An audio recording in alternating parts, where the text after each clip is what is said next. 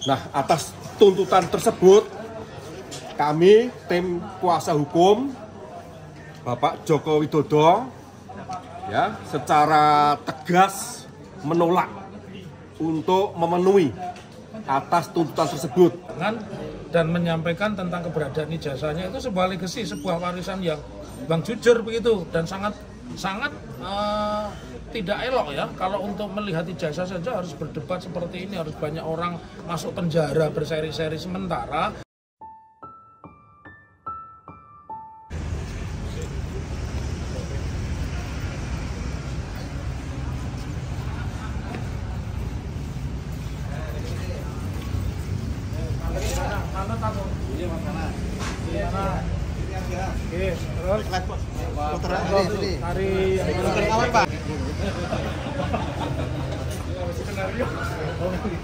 skenario sih bikin berikut.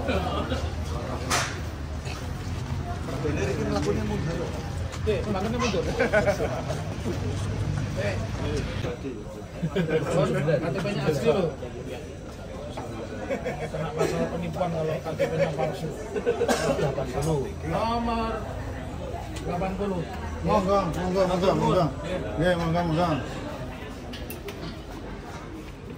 Nomor 80.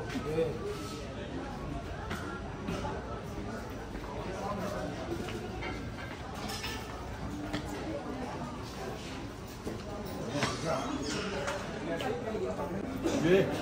Yo, Mas. Nggih.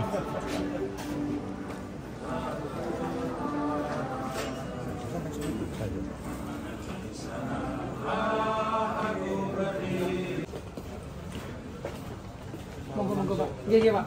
Monggo. Iya Pak. Amin. Monggo. Komisioner yang berangkat tapi ono. Ayo.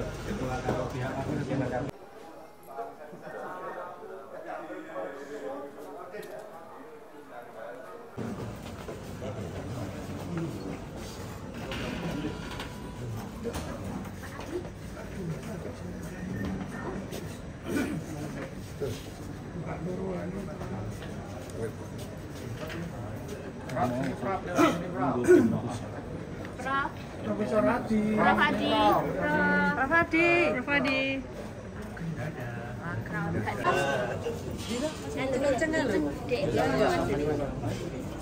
Kan jalan ya, agak mundur dikit, agak mundur dikit. Di sini aja, di tulisan ini.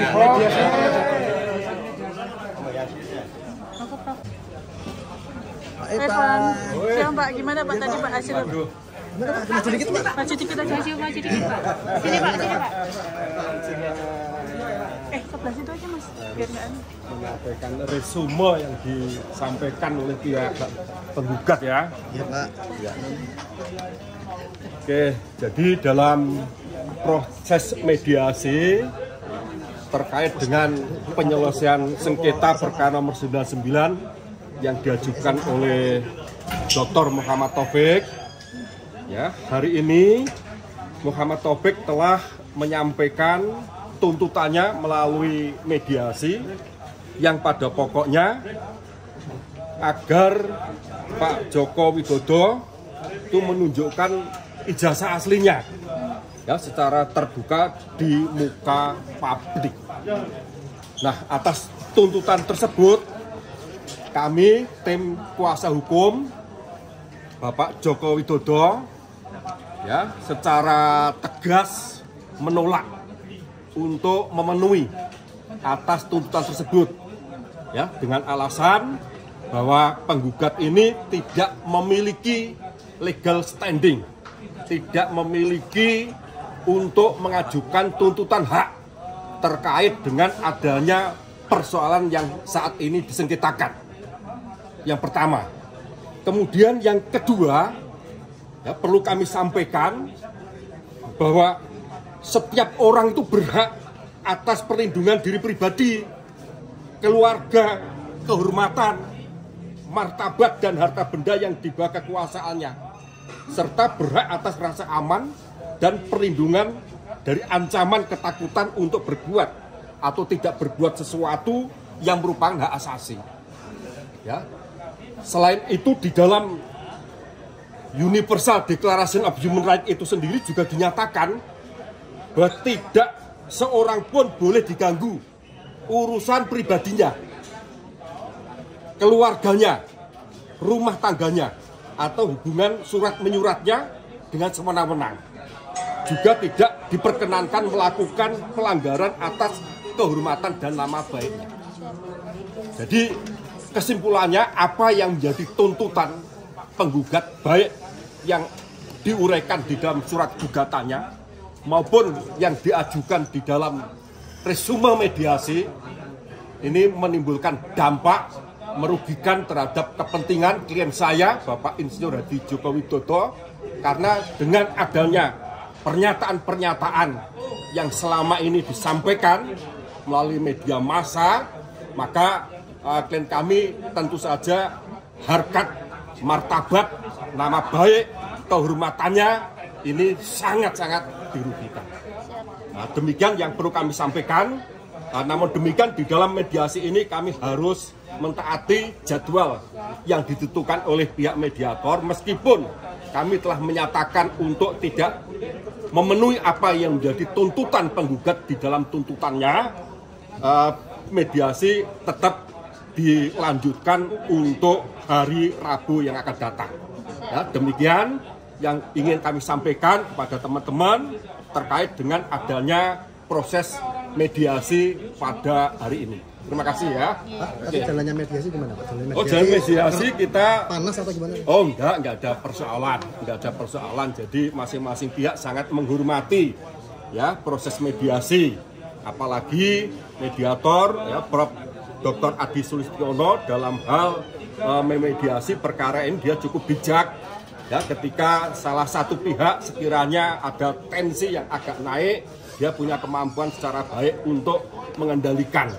Ya, demikian pula sebaliknya. Intinya lebih kurang seperti itu. Ya. Terima kasih. Yuk, ya, makasih ya. Yuk.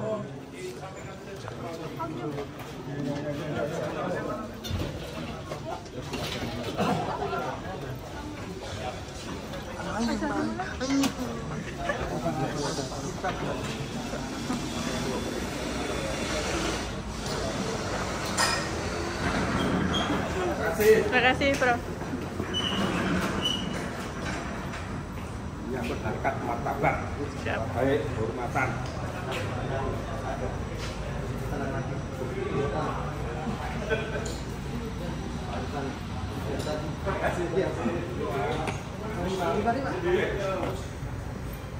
Berarti belum mencapai titik temu. Belum mencapai titik. Kalau dikatakan gagal tidak, tadi saya sudah matur, rekan kami sudah tunjukkan ada jadwalnya sampai dengan tanggal 21 Mei.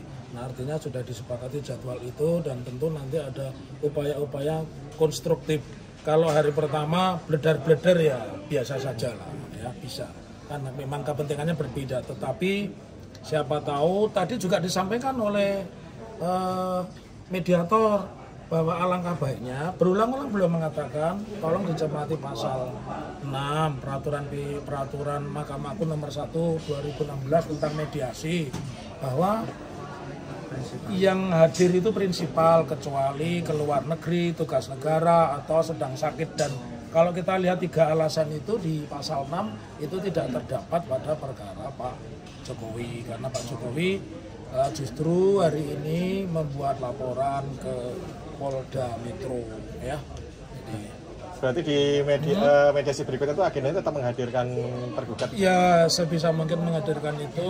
Kalau tidak, yang upaya yang kedua adalah terjadi kaukus. Kaukus itu semacam apa? Rembukan yang intensif gitu. Jadi dipertemukan mediator dengan para pihak, ya, tapi di dalam ruangan sendiri-sendiri. Ya betul. Ya. Untuk mengetahui mediator seperti apa Kemauan saya ditemui tadi oleh belum ya, kalau tadi belum.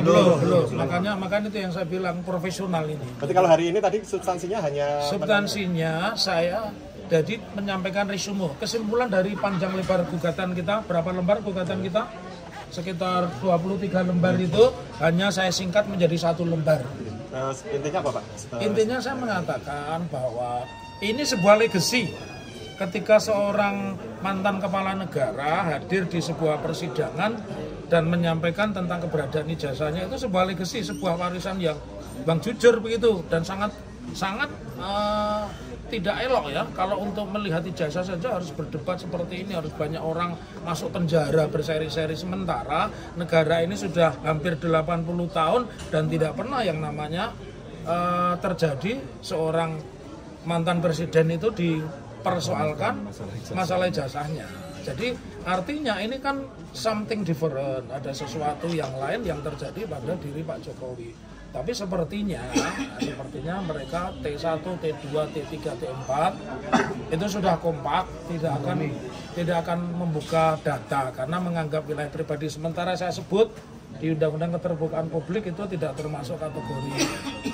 Dan saya takut itu justru nanti ada Undang-Undang Sisdiknas, skripsi, tesis, ijazah tidak boleh dipublikasikan. Mengerikan itu nanti. Jadi dokternya kembar bisa jadi ya, 13 dokter penelitiannya sama, jiplak semua masalahnya, kan bahaya itu saja. Yang terakhir, I love you full sama teman-teman media. Anda masih tetap hadir dengan semangat. Izin Pak, itu ada akan memperlihatkan, menunjukkan ijazahnya di pengadilan secara gamblang dan jelas. Sebelumnya itu kan seperti itu. Tapi kontradiktif dengan kuasa hukum yang saat ini, dia tidak mau menunjukkan karena itu milik pribadi, sedangkan jelas kan beliau itu kan pejabat, sedangkan pejabat itu harusnya jujur. Nah, seperti halnya sebagai pemimpin itu harus jujur, maka baiknya ditunjukkan saja, tidak seperti ini. Kalau memang orang itu lulus dari mana itu harus ditunjukkan. Oh, saya lulus di sini, oh ini nggak harus ditunjukkan, bahwa betul-betul kita bangga dari lulusan kita. Seperti halnya juga di pengadilan. Kalau kita mengajukan alat bukti pun akan ditanya sama hakim, mana aslinya, untuk mencocokkan apakah ini benar apa tidak. Maka baiknya ya sesuai lah apa yang disampaikan sebelumnya. Datanglah di pengadilan dan tunjukkan itu elegan dan berjiwa kesatria.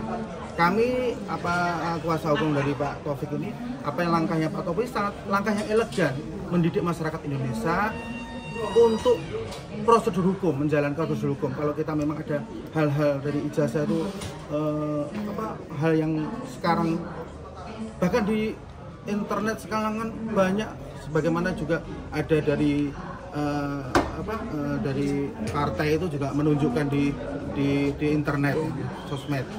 Maka baiknya datanglah sebagai warga yang baik, yang taat hukum, untuk menyatakan langsung, bukan mewakilkan kepada kuasa hukum. Nambahin sedikit, jadi jangan sampai ya dalam persidangan ini kan ini diliput di media seluruh Indonesia ya.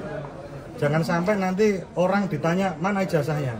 Berarti ini kan sesuatu hal yang privat, nggak boleh saya tunjukkan. Jangan sampai itu nanti ditiru sama rakyat seluruh Indonesia kalau ditanya masalah ijazah. Dan itu tidak masuk akal. Itu tidak masuk akal.